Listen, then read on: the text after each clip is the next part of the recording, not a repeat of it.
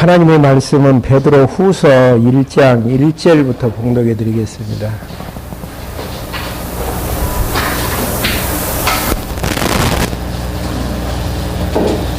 베드로 후서 1장 1절입니다. 예수 그리스도의 종이며 사도인 시몬 베드로는 우리 하나님과 구주 예수 그리스도의 의를 힘입어 우리와 동일하게 보배로운 믿음을 받는 자들에게 편지를 쓴다.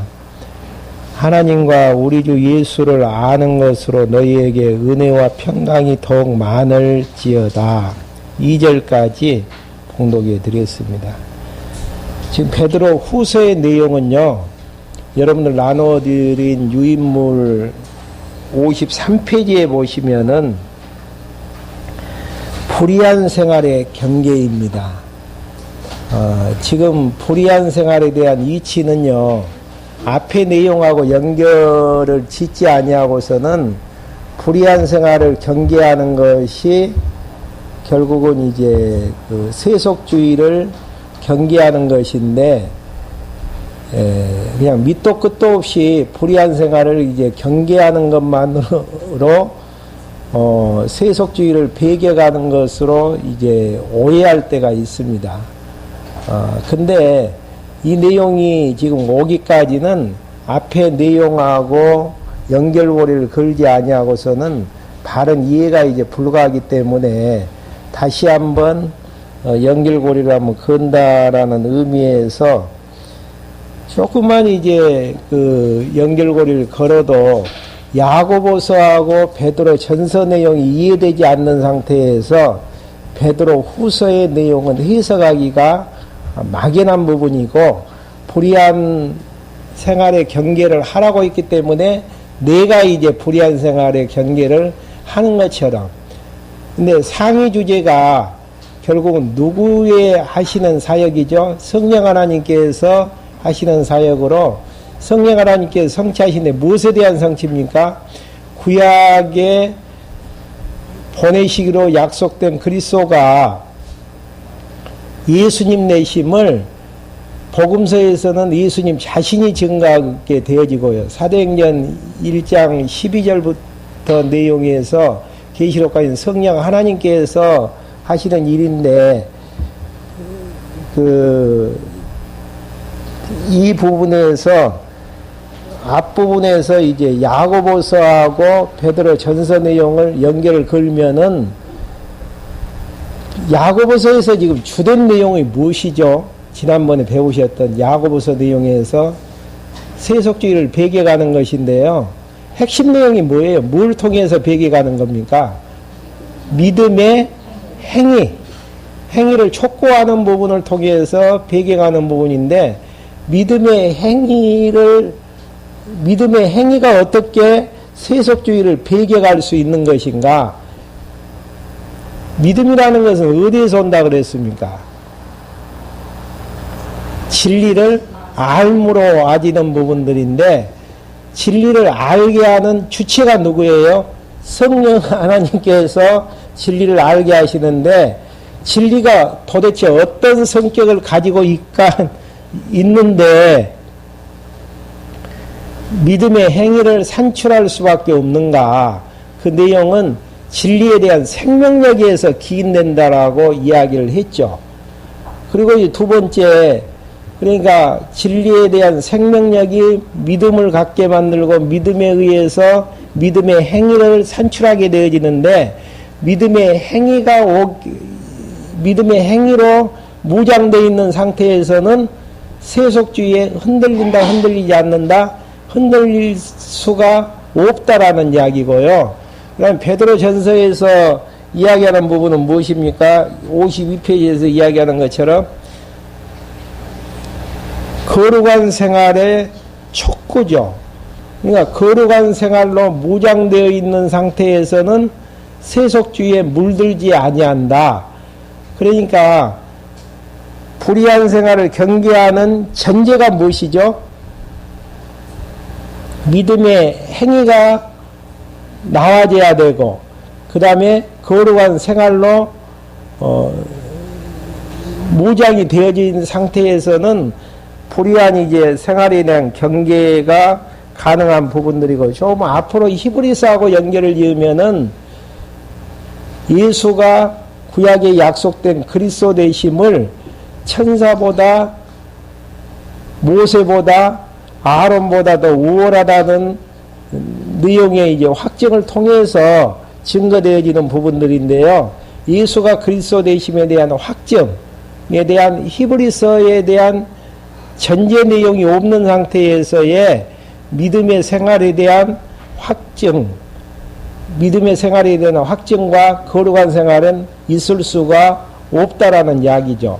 그리고 이러한 모든 것들은 누구의 약속에 기인되어지는 부분들이죠. 크게 보면은 예수님께서 떠나시기 전에 제자들의 베드로에게 너는 나를 누구라고 하느냐? 주는 그리스도시야 살아계신 하나님의 아들입니다라고 고백을 했을 때에 내 반석 위에 교회를 세울 텐데 그 교회는 음부의 권세가 이기지 못할 것에 대해서 마태복음 16장 18절에서 분명히 약속해 주신 바가 있단 말입니다. 그 일들을 그렇게 예수님은 약속하시고 떠나셨는데 그 일들을 성령 하나님께서 오셔가지고 교회를 설립하시고 설립된 교회를 양육하시고 양육된 교회를 무장케 하시는 이런 이제 과정들을 통해서 유대주의가 침범을 해도 그 다음에 세속주의가 유혹을 한다고 할지라도 흔들림이 없는 견고한 부분들을 성령 하나님께서 예수님의 약속을 이루어 나가시는 내용들을 통해 하나하나 이루어 가시는 이런 이제 신약의 전체적인 판이 없는 상태에서의 불의한 생활을 경계한다라는 것은 바로 성경에 보니까 불의한 생활 경계하라고 했다. 우리가 불의한 생활 경계하게 되어지면은 세속주의에 빠지지 않는다. 이렇게 단순하니 단답형으로 이야기할 수밖에 없는데 이게 이제 퍼즐처럼 연결고리를 걸기 때문에 퍼즐 한 개만 빠져버려도 내용을 바르게 이제 의미 분석을 할 수가 없는 부분들입니다. 그리고 불의한 생활을 경계하는 내용의 이게 핵심 부분이 뒤쪽에 담겨져 있어요. 다른 서신서에서는 앞부분에서 진리를 논하고 이제 이야기를 하게 되어지는데 불의한 생활을 경계하는 이유, 근본 이유에 대해서 무슨 교리를 들죠? 예수님이 다시 강림하시는 재림교리를 통해서 불의한 생활을 직접적으로 경계할 것을 이야기하는 부분들입니다. 그러면은 이제 한번 유인물로 한번 가서 하나하나 정리를 한번 해보겠습니다. 53페이지 중간 부분에 보시면 불의한 생활에 대한 경계 내용이 베드로 후서에 나와 있는데요. 기자는 누구냐면은 예수님의 제자인 시몬 베드로이고 언제 이제 베드로 후서가 기록이 되어져 있냐면은 네로의 박해 기간이 진행 중인 67년경에 여러분들 일반 세계사를 보셔도 굉장히 힘들었던 때가 박해가 이제 많이 이제 있었는데 그 중에서도 이제 네로의 박해 때가 가장 힘들었다라는 이제 평가가 있는데요. 그 네로의 박해가 진행 중인 67년경에 이제 베드로 후서가 기록이 되어지는데요. 배경 자체는 로마 네로의 박해로 예수님의 재림에 대한 소망이 더 절박하게 되어졌다라는 거. 67년경이면은 예수님이 언제 승천하시죠? 33년이라고 가정을 했을 때에 곧 오신다고 예수님께서 약속을 하신 바가 있거든요. 근데 오신다고 하는 예수님은 계속 네로의 박해가 진행되는 가운데에서도 오시질 않는단 말입니다. 그러다 보니까 재림에 대해서 더욱더 이제 소망을 하게 되어지는 그런 이제 배경들이 있었고요. 그 다음에 신학적인 부분에서는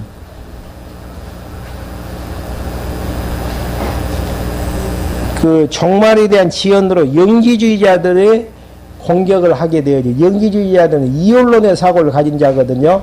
육은 더럽고 영은 깨끗하다.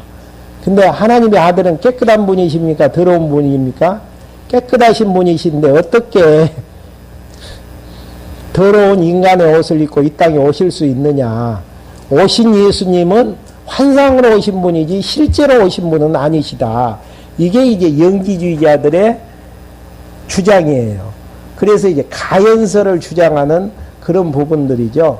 그리고 하나님께서 인간의 더러운 옷을 입고 이 땅에 오시지는 않았다.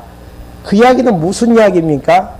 예수님이 오셔서 십자가에 죽으셨는데 우리를 위해서 돌아가셨는데 그 예수님이 이 땅에 오셔서 죽으셨다라는 것이 환상으로 이루어졌다면은 우리에게는 그대로 있는 거나 마찬가지잖아요. 그래서 이제 그들은 지식을 통해서만이 구원을 얻을 수 있다라는 쪽으로 이제 주장하는 신학적인 부분에서는 영지주의자들이 이제 득세했고요. 그 다음에 정치적인 배경 속에서는 로마의 박해가 심하게 되어지니까 예수님의 재림에 대해서 갈급하고 있는 이제 그런 시점에서 베드로 후서가 기록이 되어지죠. 그 다음에 이제 요절 한 가지를 뽑으라 하면은 베드로 후서 1장 10절에 보면은 형제들아 더욱 힘써 너희 부르심과 택하심을 굳게 하라. 너희가 이것을 행한 즉 언제든지 실족지 아니하리라. 부르심과 택하심. 하나님이 부르신 이유가 있고 택하신 이유가 있을 거 아니겠어요? 그 이유가 뭐죠?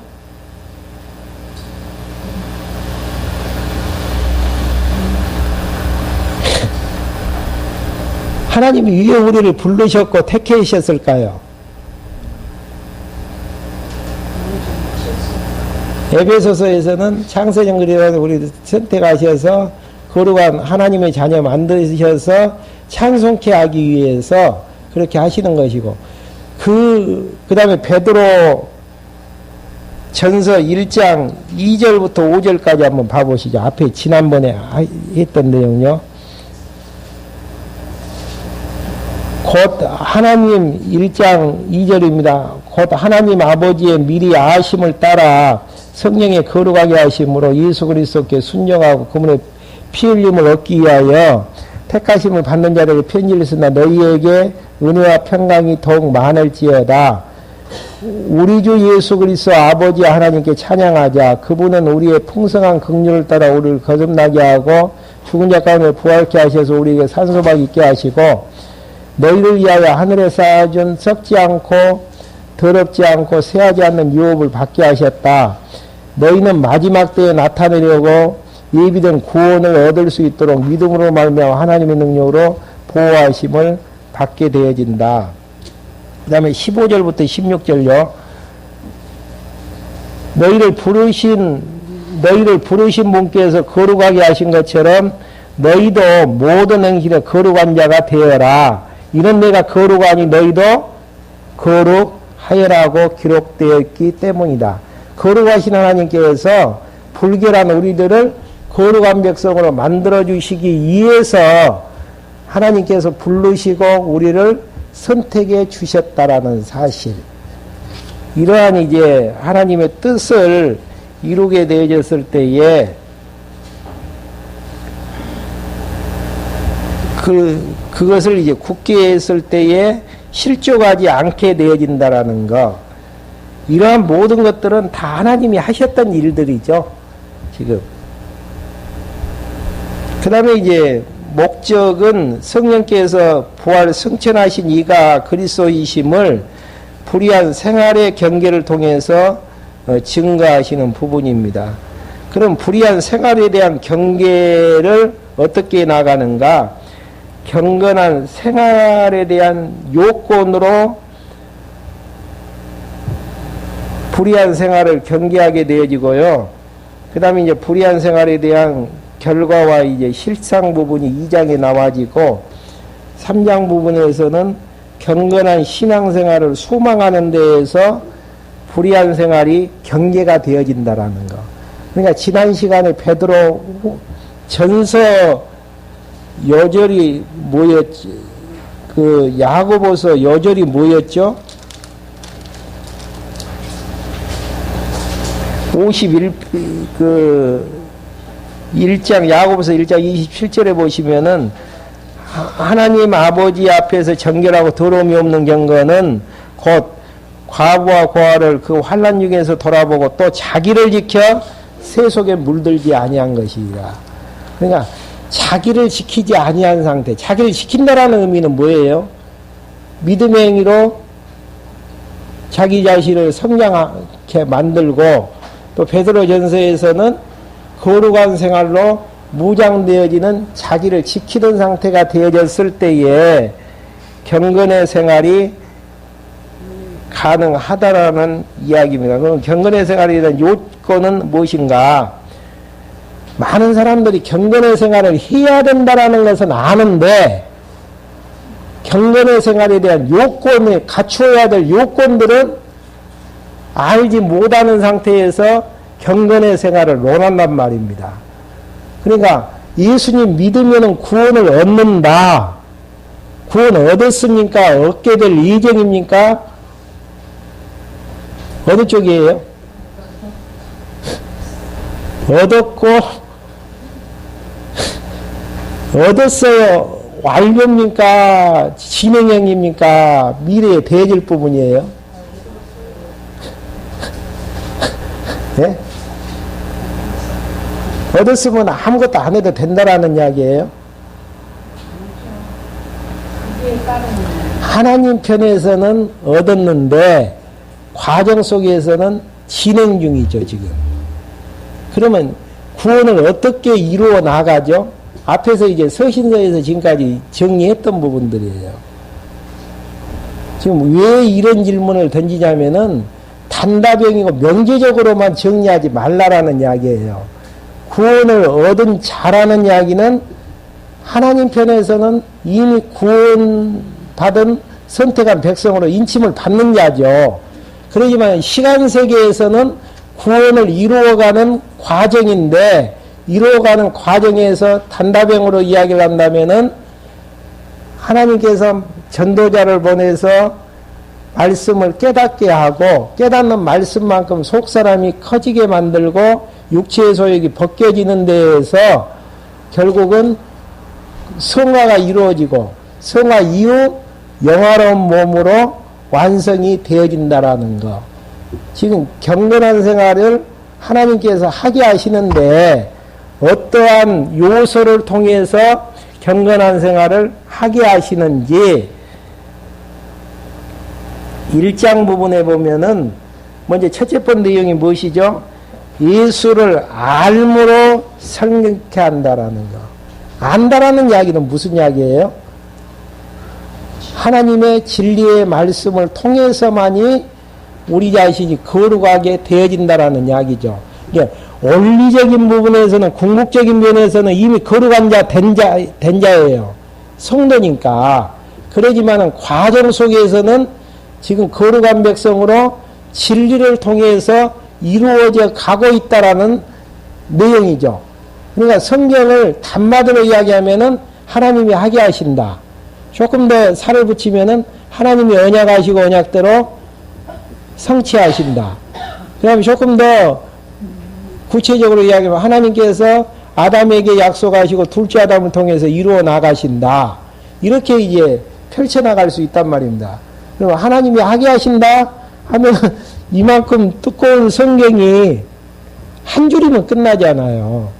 근데 너무 우리는 쉽게 진리에 대한 내용들을 정리하려고 할 때가 있단 말입니다. 예수님 믿으니까 구원받는다. 맞는 이야기입니까? 틀린 이야기입니까? 맞는 이야기죠. 그러면은 어떠한 방법으로 예수님을 믿게 해서 구원에 이르게 하는 일을 서신서에서 지금 논하고 있다라는 이야기예요. 그러니까 여기에서도 경건의 생활을 하나님께서 하게 하시는데 어떤 방법으로 경건의 생활을 하게 하시는가? 그 조건은 무엇인가? 예수님을 알므로 정결케 한다라는 거. 이걸 단답형으로만 앞뒤 자르고 이야기가 되어지면은 하나님께서 예수를 알지 못하면은 어떻게 된다라는 이야기예요? 거룩한 생활을 할 수 없는 걸로 이야기가 된단 말입니다. 하나님께서 어떠한 요소를 통해서, 요건을 통해서 경건의 생활을 하게 하시는지, 이 내용은 예수님을 알므로 성결케 하시는데, 은혜와 평강이 많기를 기원을 하는데, 무엇을 통해서요? 예수님을 알므로. 2절 한번 봐볼까요? 하나님 우리 주 예수님을 아는 것으로 너희에게 은혜와 평강이 더욱 많을지어다. 그럼 예수님을 아는 것이 적으면 은혜와 평강이 적다는 이야기죠. 이 이야기가 무슨 이야기야? 하나님이 주시는 은혜와 사랑이라는 것은, 평강이라는 것은 차별 없이 주는 건데, 로마서에 보면 유대인이나 이방이나 차별 없이 똑같이 주는 것인데, 예수님을 아는 정도에 따라서 은혜와 평강이 더욱 많아진다라는 거. 설명할 수 있으셔요?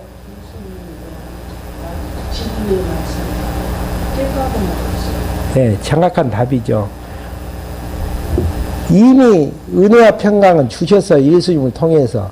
근데 얼마나 이제 풍성하게 깨닫느냐에 따라서 그것을 느끼고 사는 정도는 많고 적음이 있다라는 부분들이죠. 그러니까 예수님을 그러니까 은혜와 평강이 내 마음속에 깃들지 않는다라는 이야기는 무슨 이야기입니까? 냉정히 평가를 한다면은 예수님을 모른다. 잊어버렸다. 예. 예수님을 알지 못하든지 조금만 알고 있든지 그런 부분들을 솔직히 인정하는 게 필요하죠. 근데 우리는 이제 그거 이야기하기를 싫어하죠. 예.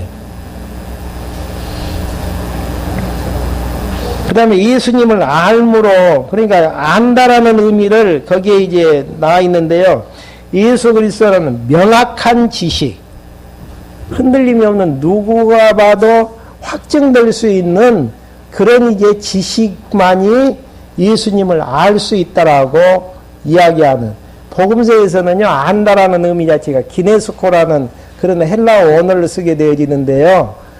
부부가 한 몸을 이루었을 때에 이런 남자였구나, 이런 여자였구나 하면서 상대방에 대해서 아는 거. 서로 한 몸을 이루지 못했을 때에는 아는 게 외형적인 것밖에 모르잖아요. 그렇지만은 살갗을 부딪히면서 한 몸을 이루었을 때에 살면서 느꼈던 배움이라는 것은 이런 분이었구나, 이런 상대방이었구나, 그걸 이제 아는 부분들. 그만큼 안다라는 것은 확인되어지는 명확한 지식을 안다라고 볼 수 있는 부분들이지, 이론적인 지식은 그냥 안다라고 할 수는 없어요. 하나님이 전능하신 분이시다.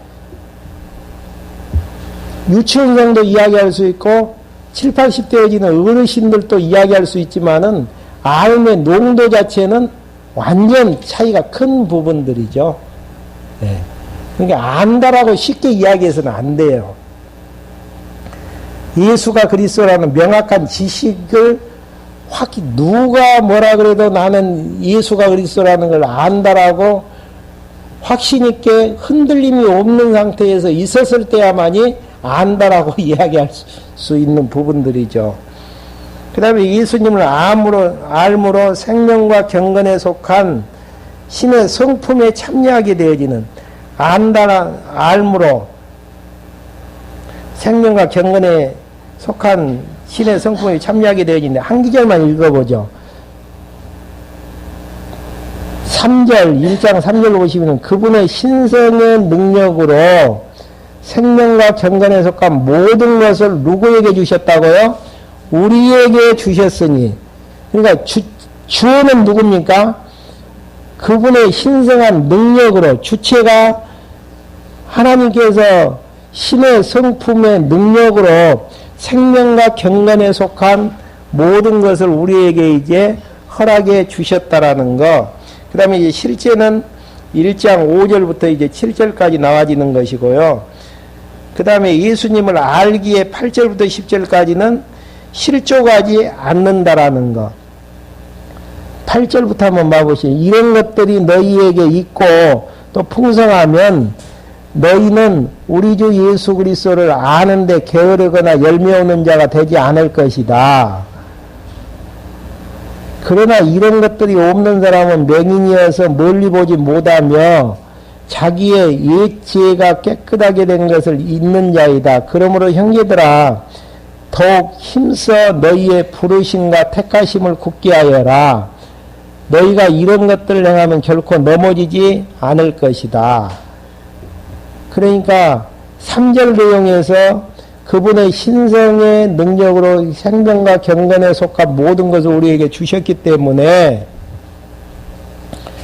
이는 자신의 영광과 덕으로 우리를 부르신 분을 아는 것으로 말미암은 것이니라.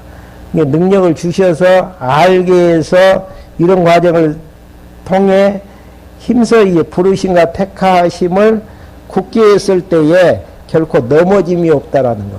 이게 넘어진다라는 이야기는 무슨 이야기예요? 자기 자신을 바르게 세우지 못했다라는 이야기죠. 그러니까 하나님 핑계대서는 안 돼요. 네.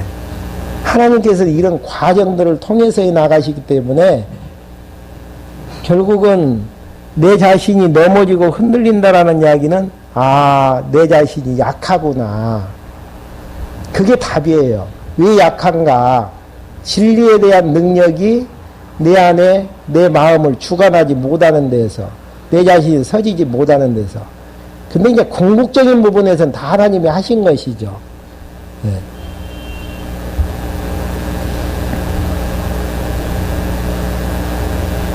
실족지 않고 영원한 나라에 들어가게 되어진다라고 11절에 나와지죠.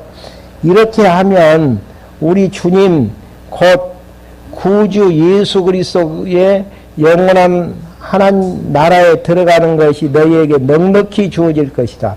그러니까 그리스도의 영원한 나라에 넉넉히 주어지는 과정은 출발은 어디서부터 하죠?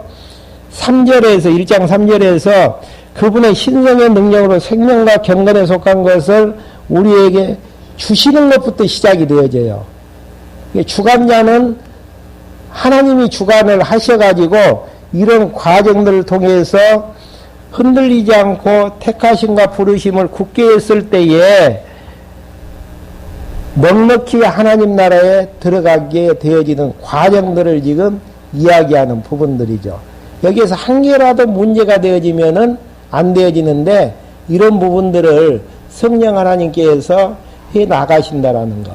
그러니까 로마서 정도 공부를 하게 되지 뭐 하나님이 하게 하시는데 죄 짓는 것도 하게 하시고 게으른 것도 하게 하시는데 근데 조금 성숙하게 되어지면 왜 하나님께서 게으르게 하실까?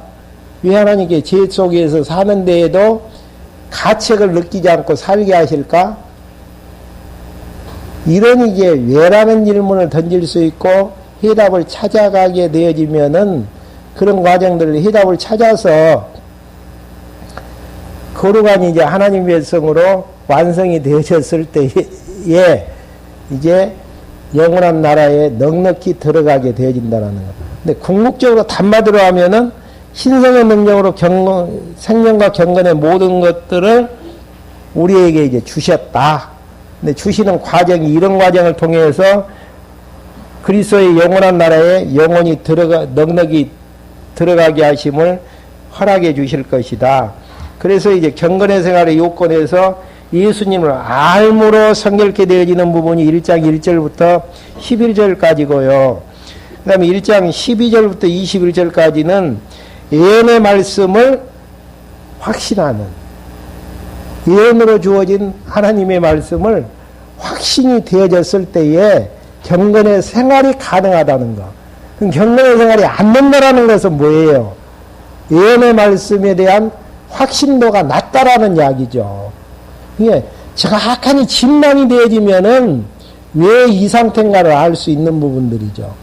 그러니까 진리를 알게 되어짐으로 진리에 대한 생명력에 의해서 내 속사람이 풍성하게 되어짐으로 거룩한 이제 경건의 생활이 가능케 되어지는데, 확신도가 낮으면은 낮은 만큼의 흔들림이 있고, 낮은 만큼의 약한 부분들이 표출이 되어질 수밖에 없다라는 거. 그런다고 해서 하나님의 자녀가 아닌 것은 아니에요.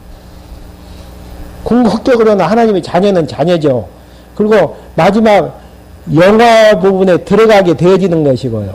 그러니까 어린아이가 조금 문제가 있다 그래서 사람이 아닌 것은 아니잖아요.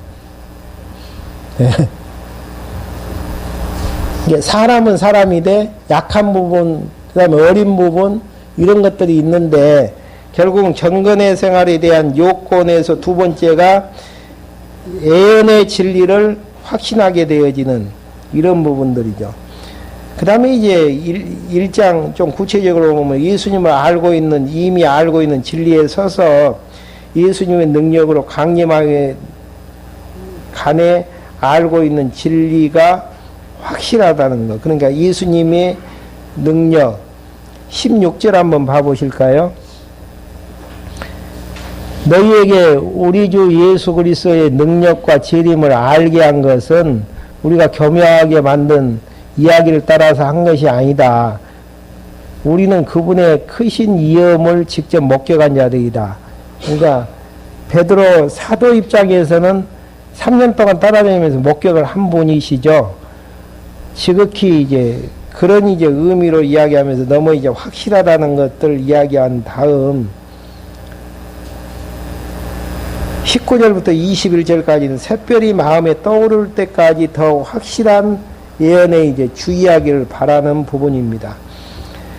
그 다음에 이제 그 불의한 생활을 경계하면서 경건의 생활에 대한 요건들을 이야기한 다음 불의한 결과와 실상, 불의한 생활을 하게 되어졌을 때 불의한 생활의 마지막은 어떻게 되어질 것인가, 실제적인 증거를 이제 실상을 이제 이야기하는데요. 먼저 2장 1절부터 11절까지는 불의의 결과를 알려주죠.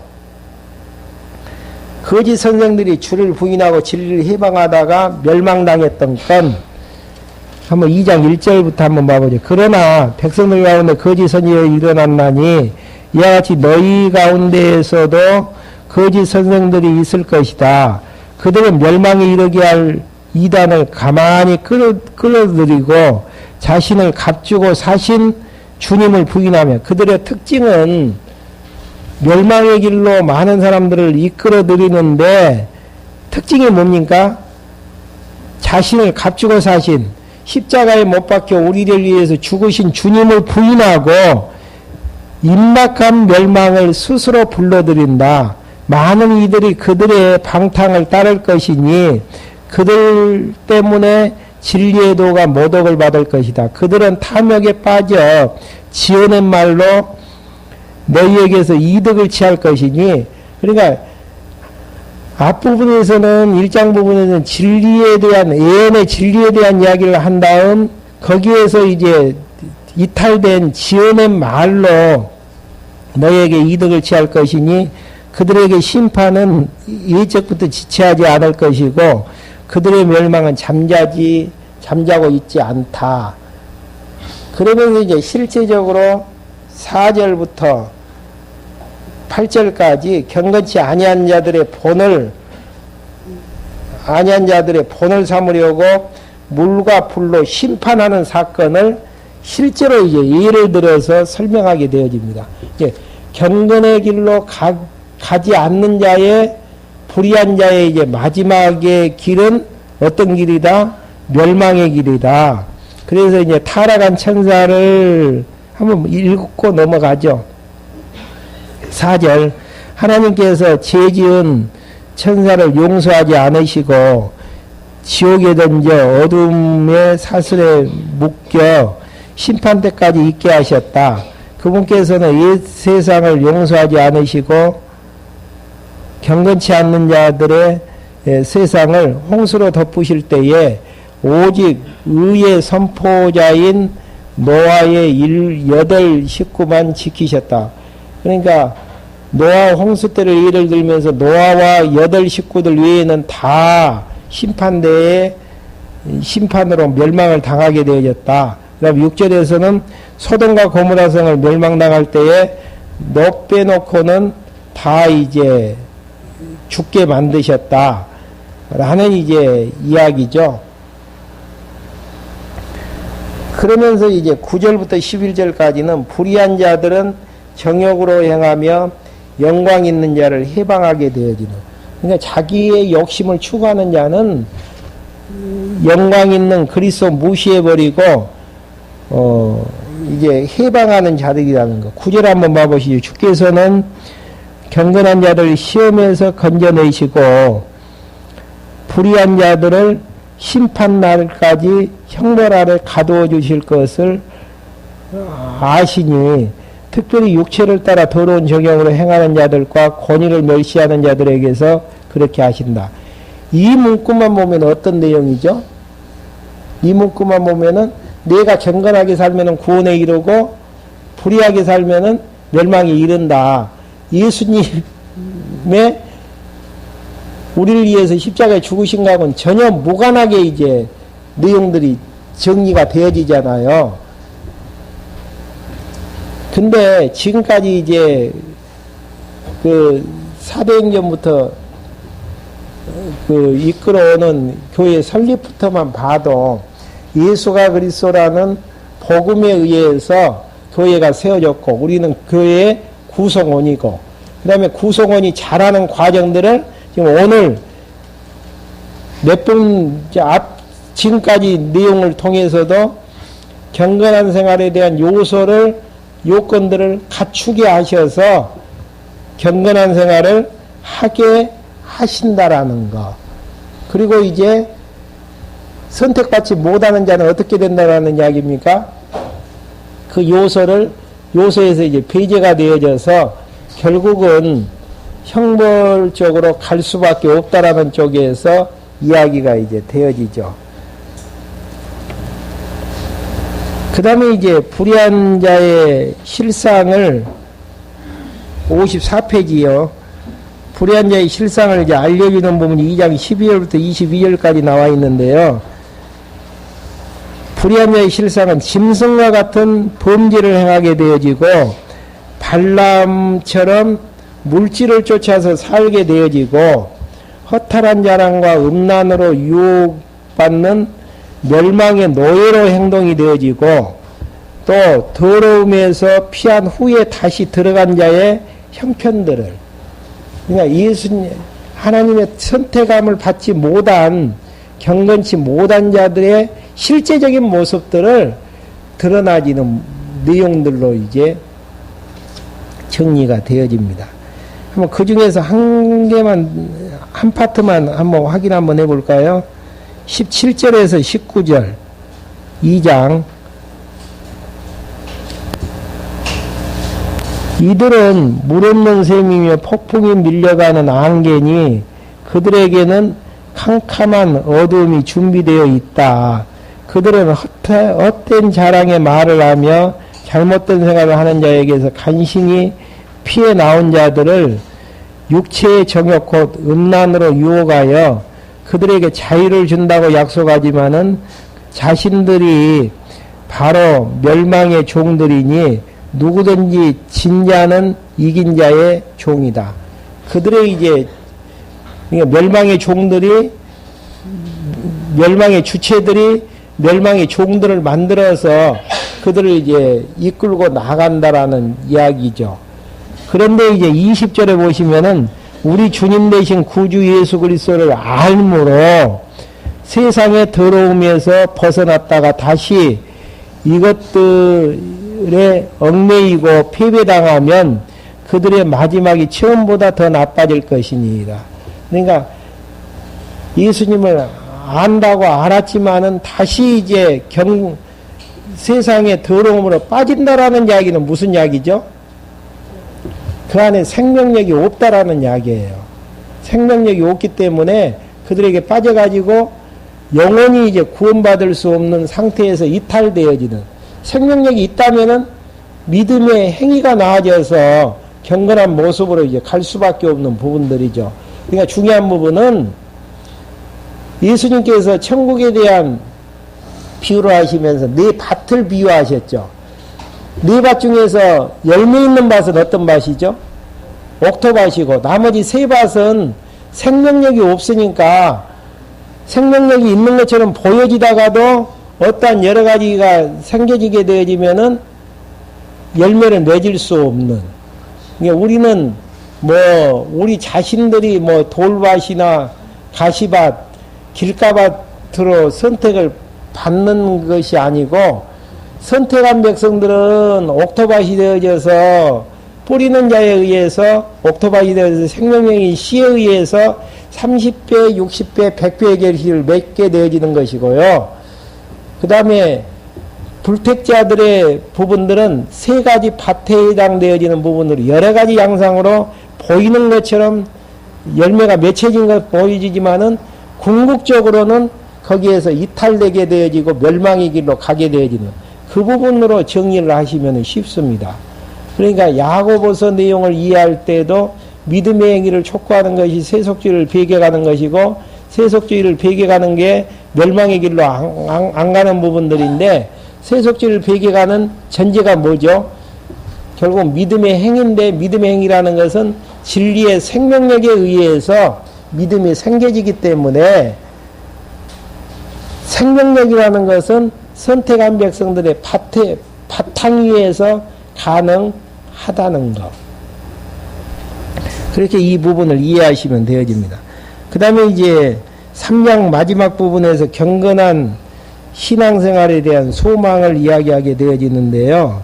경건한 신앙생활에 대한 소망은 마지막 예수님의 약속을 기억하고 강림을 기다리는 것. 왜 그러죠? 예수님이 강림하실 때야만이 우리의 육체적인 부분들을 다 헌옷들을 벗어버리고 새 옷으로 갈아입을 수 있기 때문에 그 과정 속에서는 환난이 우리에게 이제 닥칠 수밖에 없죠. 그래서 흔들릴 수밖에 없는 것이고요. 3장 1절부터 2절까지 선지자들의 예언과 사도들로 명한 진리를 생각하고 기억해 하시려는 하나님의 섭리의 내용들이죠. 3장 1절 한번 봐보시죠. 사랑하는 자들아, 내가 이제 이 두 번째 편지를 쓰니, 두 번째라는 것은 전서 썼고 후서 썼고 이것들로 너의 진실한 마음을 일깨워 생각나게 하고, 그러니까 이 두 번째 편지를 쓰는 이유는 어떤 이유죠? 이것들로 너희의 진실한 마음을 일깨워서 생각나게 하기 위한 거라는 거. 거룩한 선지자들이 미리 예언하신 말씀과 너희의 사도들이 전한 주님 대신 구주의 계명을 기억나게 하려고 한다. 그러니까 중요한 공부하는 부분은 모르는 것은 배우는 경우도 있지만은 알고 있는 부분들을 자꾸 잊어버리잖아요. 잊어버린 부분이 생각나져야만이 어떤 상태로 가진다고요? 경건의 생활로 가능하고 경건의 생활로 가게 되어졌을 때에 세속주의를 배격할 수 있기 때문에 내용이 그렇게 되어져요. 그러니까 그렇게 생각하시면 되어져요. 공부가 꼭 진짜 하고 싶다. 그 이야기는 경건의 생활이 지금 가능한 상태이고 경건의 생활이 가능하다는 이야기는 무슨 이야기입니까? 세속주의를 지금 배격하고 있다라는 이야기입니다. 세속주의를 밑도 끝도 없이 내 혼자서 배격하는 것은 아니에요. 이런 과정들을 지금 너무 분명하잖아요. 야고보서 내용부터 베드로전서 후서까지를 한 문양으로 보지 아니하고서는 이런 논리가 나올 수가 없어요. 그리고 조금 더 연결을 지으면은 히브리서 내용에서 구약의 진리가 무엇이죠? 구약에 약속된 그리스도가 예수님 내심을 증거하는 것인데 히브리서에서 입체적으로 증거를 해 나가잖아요. 이런 이제 부분들을 보면은 성경을 알면은 다 알고 모르면은 다 다 모른다라는 박 목사님의 이야기가 이해가 가더라고, 이해가. 예. 베드로 후서 이 부분만 가지고는, 불의한 생활 경계하는 게 세속주의를 비교가는 것이다. 내 열심히 세속주의를 비교가면서 불의한 생활을 하지 않아야 되겠구나. 이 정도 선에서 끝난다니까요. 근데 그것을 이야기하는 게 아니잖아요, 지금. 베드로 후서를 기록하게 된 목적은 불의한 생활을 경계하는 것을 통해 구약에 약속된 그리스도가 예수님 되심을 확증하는 작업이다니까요. 어떻게 확증해 나가는가? 지금까지 설명했던 부분들이다니까. 생각나서 기억하게 한다라는 거. 주님의 강림을 부인하는 거짓 선생들을 경계하죠. 당연한 이야기죠. 그냥 거기에 함몰되기 때문에. 누구하고 이야기할 때에는 둘 중에 하나예요.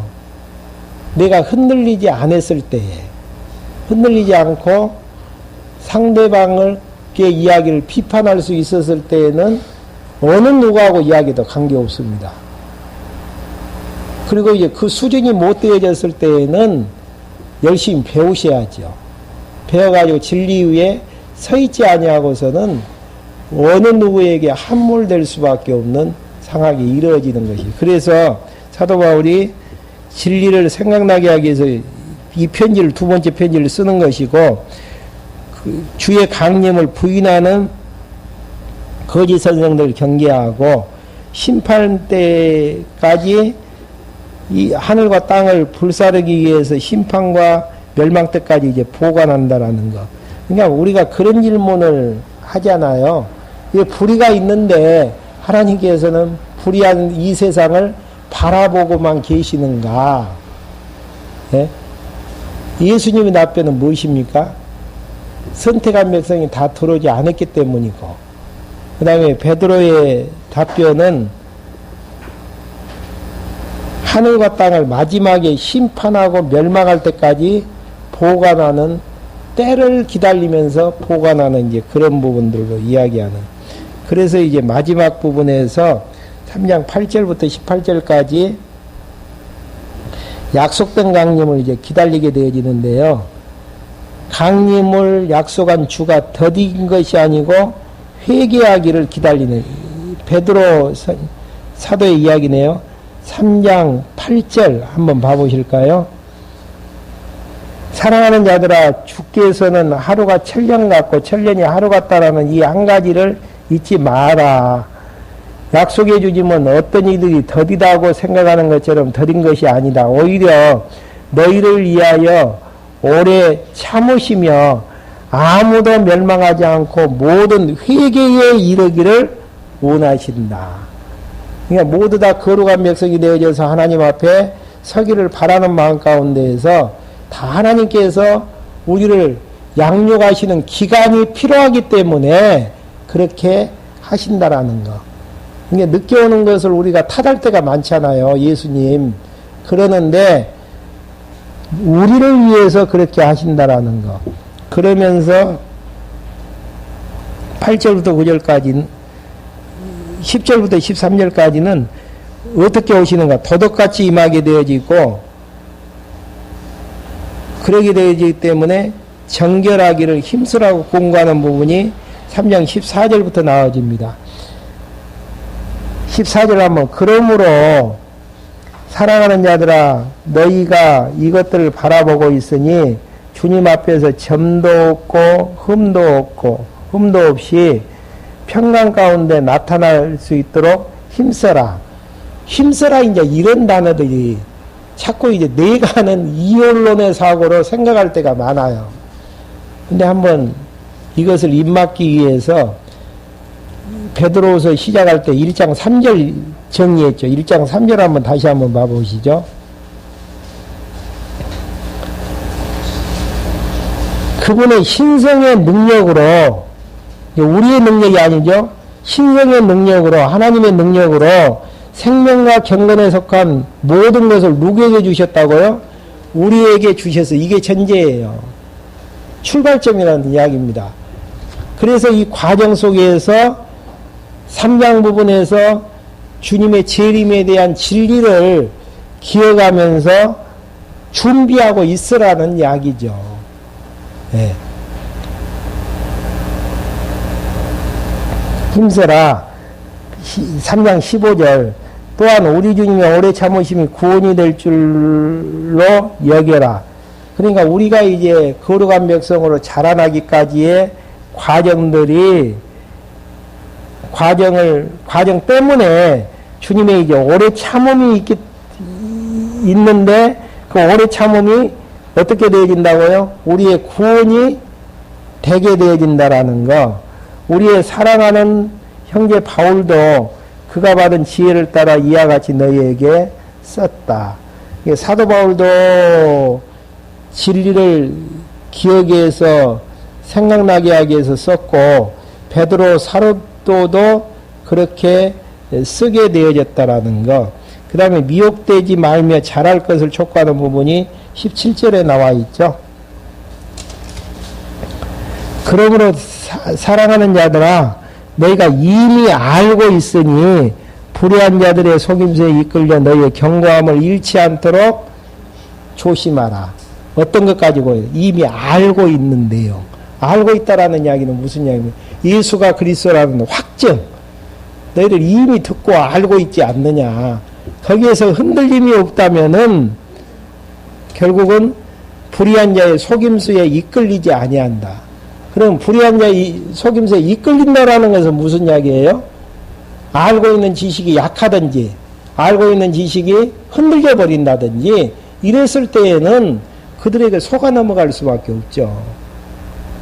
직접적인 동기는 결국은 하나님께서 알고 예수를 알물 통해서 흔들리지 않게 만들고 흔들리지 않게 하는 과정을 통해서 불의의 세력들을 배격하게 만들고, 궁극적인 내용은 하나님께서 그렇게 해 나가신다라는 이야기입니다.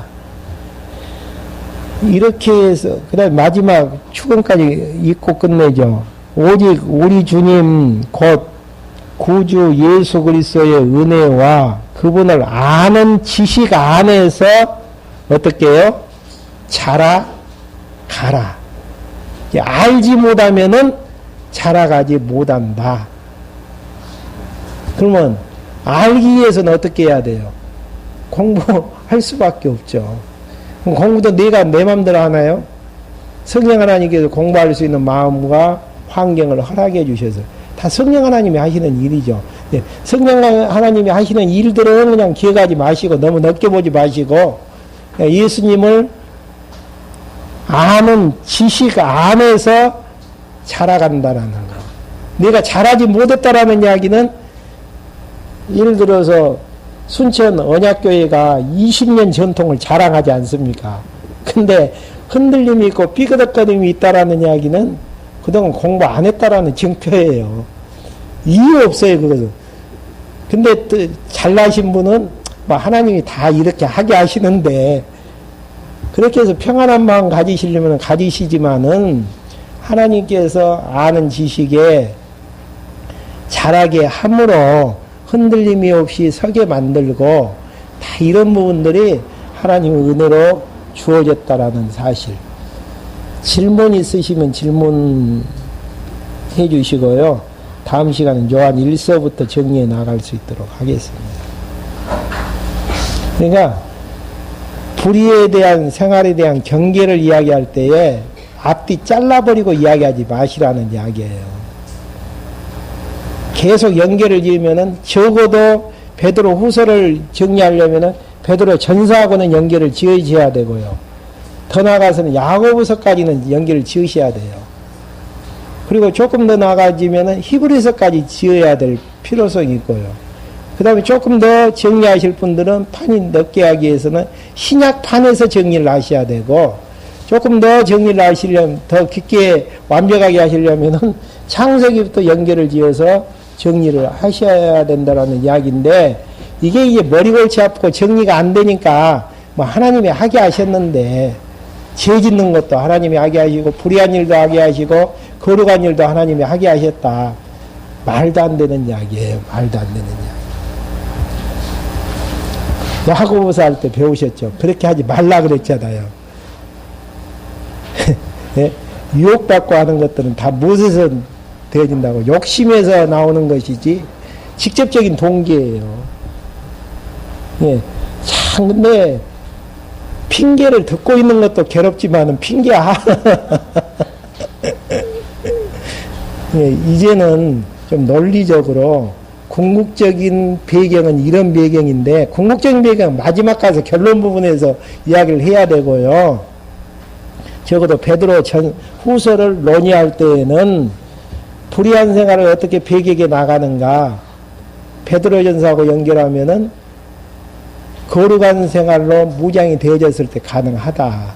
야고보서하고 연결하면은 믿음의 행위가 나아졌을 때 가능하다. 그 다음에 히브리서하고 연결하면은 예수가 그리스도라는 확증이 생겨졌을 때 가능하다.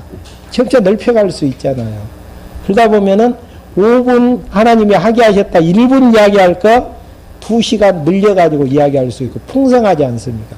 기도하고 마치겠습니다. 하나님 아버지, 저희들 이 시간에 불러 모아주셔서 베드로 후서를 통해 어떠한 방법으로 하나님께서 저희들에게 불의한 생활을 배격해 나가시는 일을 다시 한번 확인할 수 있도록 인도해 주심을 감사함을 드립니다. 이러한 모든 것들이 하나님의 은혜이고 진리의 말씀이 아니고서는 불가능한 부분들인데 우리는 과정들을 망가가면서 살 때가 있습니다. 이제 하나님께서 허락해 주신 성경 66권을 입체적으로 조명케 하여 주시고 입체적으로 연결케 하여 주셔서 어떤 비진리의 세력도 우리의 마음을 흔들지 못할 수 있도록 견고한 신앙으로 우리를 세워주시기를 바라면서 예수 그리스도의 이름으로 기도했습니다. 아멘.